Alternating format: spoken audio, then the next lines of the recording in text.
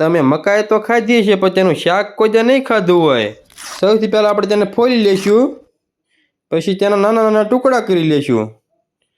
પછી એક કુકરમાં પાણી નાખીને મકાઈ નાખી દઈશું.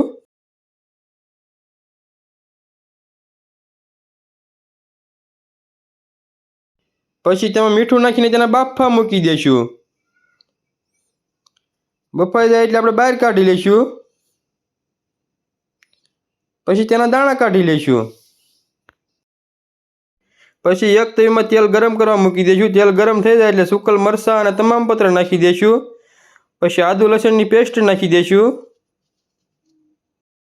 પછી જીરું, હિંગ, ડુંગળીની ગ્રેવી,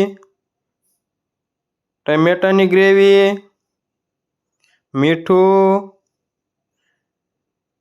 ખાંડેલા શીંગના દાણા, હળદર, તીખું મરચું, કાશ્મીરી મરચું, પાણી અને ફોલેલા મકાઈના દાણા નાખી દઈશું. પછી તેને સરખી રીતે મિક્સ કરી દઈશું. પછી તેમાં ગરમ મસાલો, ધાણા જીરું અને કોથમરી નાખી દઈશું. એટલે આપણું શાક બનીને તૈયાર. હવે જરાક ફોલો કરતા રહેજો, બાકી હસતા રહેજો અને ખુશ રહેજો. એક નંબર બન્યું હો.